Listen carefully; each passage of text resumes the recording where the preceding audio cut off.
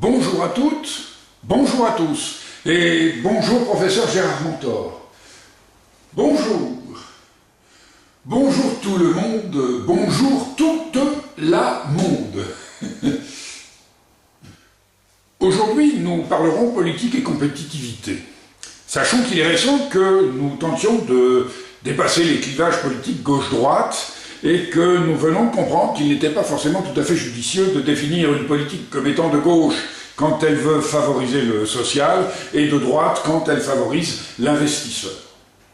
Et il ne venait pas nous dire « c'est plus compliqué que ça » ou « pourquoi est-ce que faut-il faire ça alors qu'on pourrait faire tellement beaucoup plus compliqué ?» Autrement dit, professeur, si c'est simple, pourquoi compliquer? Quoique, parfois, il faut faire compliqué. Quand vous faites trop simple, vous n'êtes pas crédible. D'autant que plus vous allez faire compliqué, plus on va vous prendre pour quelqu'un d'intelligent. Et plus vous aurez à dire quelque chose de faux ou d'idiot, plus vous aurez intérêt à compliquer, évidemment, pour ne pas être compris.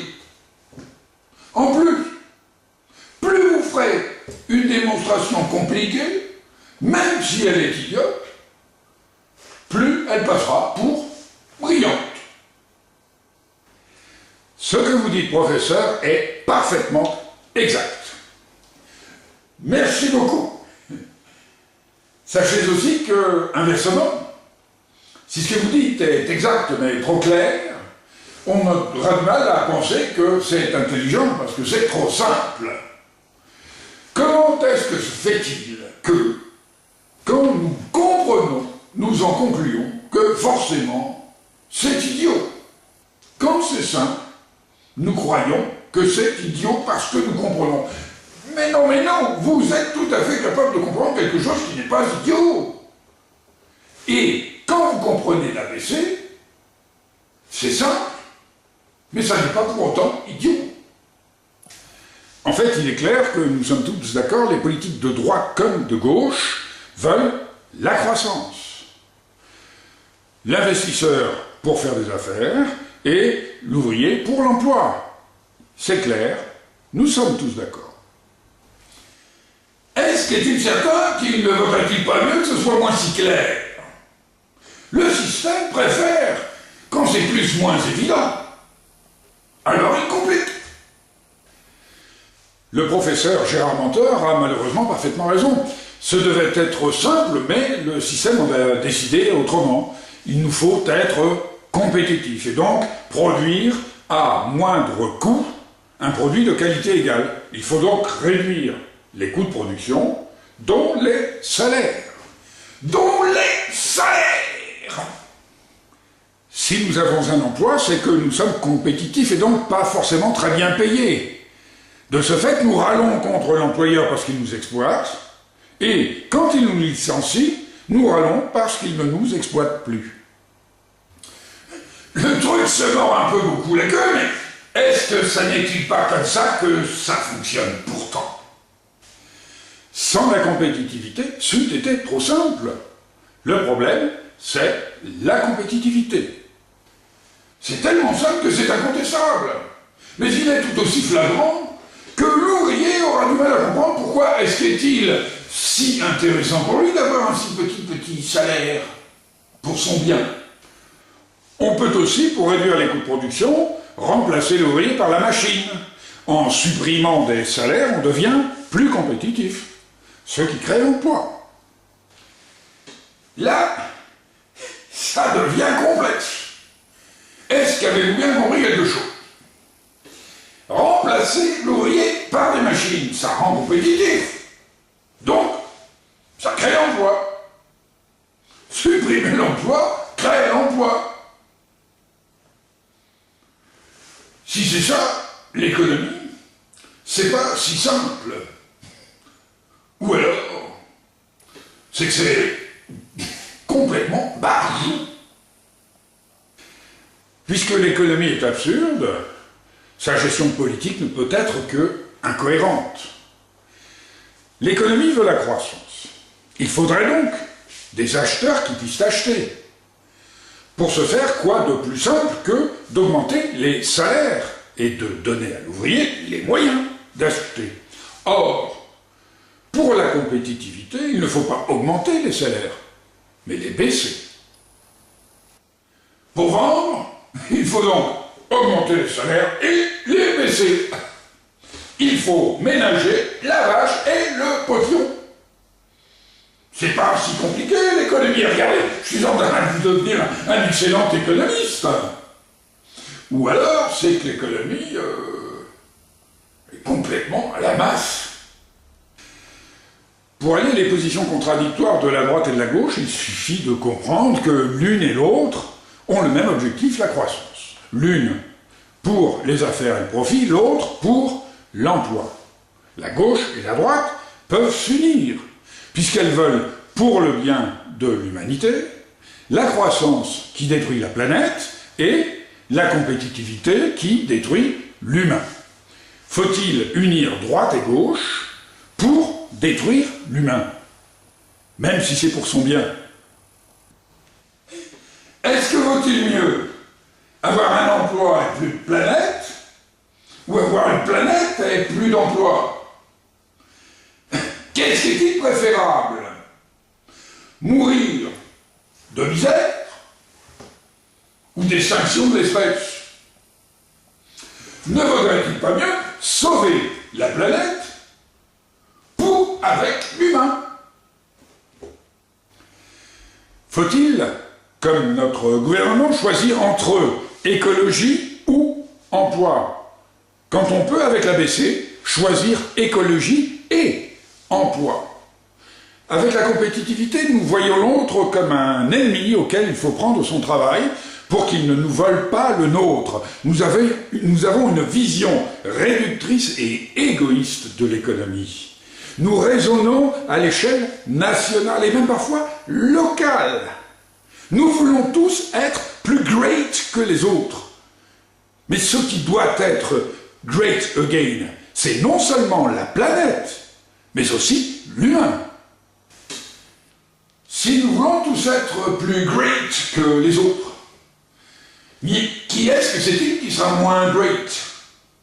Personne. C'est évident. If we want to save the planet, we have to work together. It doesn't import if you have power or not, if you are rich or poor, if you're black or white. I'm talking to the world. Et en démocratie, tout le monde peut parler au monde. La différence, c'est que, contrairement à moi, certains seront entendus, alors que moi, je suis certain de l'être beaucoup moins.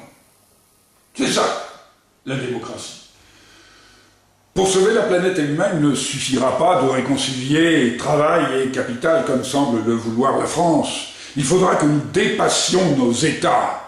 Le véritable ennemi, c'est la compétitivité qui détruit l'humain et la croissance qui détruit la planète. Aucun de nos politiques n'imagine qu'il soit possible, à l'échelle internationale, de mettre un frein à la compétitivité. Il en va de même pour nos économistes. Pourtant, nous savons tous que c'est la compétitivité qui empêche et qui interdit tous les progrès sociaux. Si nous augmentons les salaires ou le social, nous perdons en compétitivité, donc nous perdons des marchés, jusqu'à devoir fermer l'entreprise. Comment est-ce que peut-on, dans ce cas, réduire la fracture sociale? Nous sommes seuls contre tous. Il faut vaincre ou mourir. L'immense majorité de nos économistes prônent la compétitivité pour créer l'emploi. Depuis des décennies, ils nous expliquent, puisque ce sont eux les experts, que nous devons voler à l'autre son emploi. C'est abject. C'est d'une violence primitive et bestiale indigne d'un être humain évolué. Rappelons que la compétitivité ne crée l'emploi qu'à l'échelle restreinte de ce qui est compétitif. globalement, la compétitivité détruit l'emploi. C'est incontestable! Étonnez-vous que l'économiste qui découvre la théorie du vivre ensemble soit quelque peu perturbé. Alors qu'il tente d'élaborer les moyens les plus performants de cette compétitivité, l'ABC vient, sans prévenir, démontrer que le problème insoluble auquel il tente de répondre infructueusement, en fait, n'est pas un problème. La compétitivité n'est pas un problème auquel il faut répondre, mais qu'il suffit de résoudre. En prouvant qu'il est possible de maîtriser la compétitivité, l'ABC démontre que la pensée économique dogmatique se fourvoie au point de nous menacer d'extinction alors qu'il serait simple d'agir autrement. Mais quelle délicatesse adopter pour formuler une vérité tellement blessante? Aucun économiste n'acceptera de l'entendre. Faudra-t-il que nous disparaissions simplement parce qu'ils resteront sourds? Ah, ça fait pas plaisir. Mais est-ce qu'il est certain qu'il faille leur dire qu'ils sont...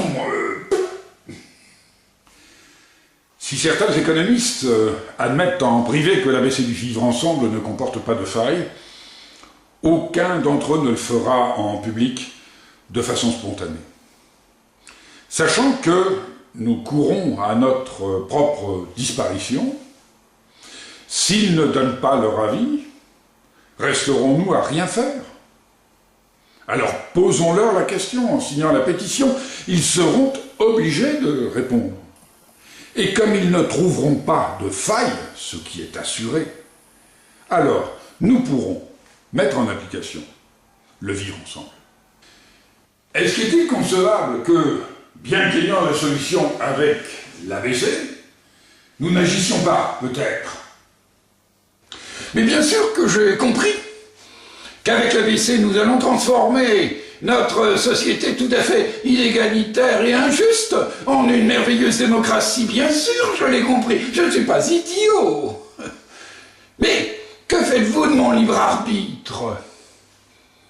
Si je préfère mourir dans un tsunami ou une tornade, c'est quand même mon choix.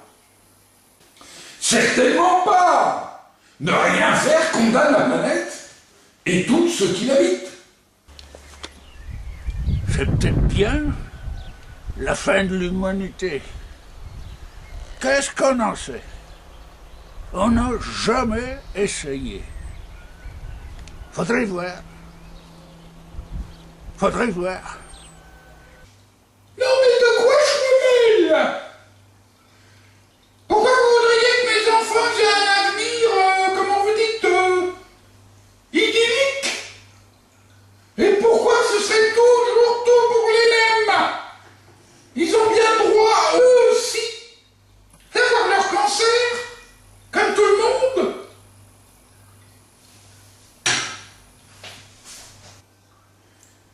Qu'est-ce que ça peut vous faire si j'ai tellement d'argent que je ne sais plus quoi en faire? Moi. Ce que j'aime faire, c'est faire des affaires. Et même, si ça détruit la planète, j'aime faire des affaires et personne ne m'en empêchera. Et ça n'est pas à vous de me dire comment faire des affaires. J'adore faire des affaires. Sauf qu'avec l'ABC, il pourra toujours faire du profit, mais sans polluer la planète. Où est le problème? Oui, mais ce que vous me dites là, ce n'est qu'une théorie.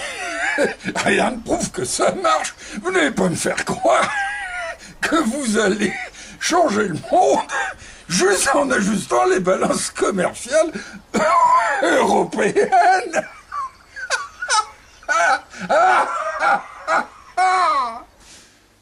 ne veux pas vous le faire croire. C'est démontré. Théoriquement, ça fonctionne. De même, théoriquement, il est démontré que notre système nous mène à notre propre disparition. Et même, nous sommes en train de le constater dans les faits. Une théorie exacte finit toujours par être constatée dans les faits. Si théoriquement c'est certain, devons-nous attendre d'avoir disparu pour être certains que nous disparaîtrons? Les principes sur lesquels repose l'ABC sont tellement simples qu'ils sont incontestables. Théoriquement, l'ABC a toutes les chances d'être exacte. Si l'ABC, qui est tellement prometteuse, est exacte, faut-il hésiter? S'il faut attendre d'avoir mis l'ABC en pratique pour savoir qu'il sera performant après l'avoir mis en pratique, devons-nous attendre d'avoir mis l'ABC en pratique pour le mettre en pratique? Le but d'une théorie, c'est de s'assurer que ça fonctionne dans la réalité. L'étape suivante consiste à mettre en pratique. Il n'y a aucun risque. Le vrai risque serait de ne rien faire. Comme pour la théorie du pot troué ou pas, si ça fonctionne en théorie, ça a beaucoup plus de chances de fonctionner en réalité. Une théorie exacte a beau être incroyable tellement elle est prometteuse, elle n'en demeure pas moins exacte. Peut-être, mais ce que promet l'ABC est tellement merveilleux que c'en est incroyable. J'en suis désolé, mais c'est comme ça. L'ABC, c'est merveilleux. Même si j'avais su que c'est tellement merveilleux que nous aurions du mal à y croire, même si je l'avais voulu, je n'aurais pas pu faire moins merveilleux pour le rendre plus acceptable. Je n'y peux rien. C'est merveilleux. En fait, si vous n'arrivez pas à y croire, est-ce que n'aurait-ce pas été mieux si ça avait été moins bien? Tous les voyants de notre avenir étant au rouge, passerons-nous à côté de l'ABC tout simplement parce qu'elle est tellement merveilleuse que nous avons du mal à y croire? Ne prenons aucun risque. Signons la pétition pour poser la question aux experts. Est-ce que comprenons-nous que c'est le nombre de signatures qui fait le succès d'une pétition? Une signature de plus, c'est une signature de plus. Mais, est-ce que ne serait-ce pas, en plus, une signature de moins en moins? Signer, c'est ne plus ne pas signer. Contrairement, ne pas signer, est-ce que ne serait-ce pas également une signature de plus en moins? Bien sûr que si, c'est une signature de plus en moins, c'est incontestable. De la même manière qu'un pot étanche a beaucoup plus de chances de flotter qu'un pot troué, une pétition que l'on signe a beaucoup plus de chances d'aboutir qu'une pétition que l'on ne signe pas. Signer, c'est une signature de plus, mais de plus, c'est une signature de moins en moins. Contrairement, ne pas signer, c'est une signature de plus en moins.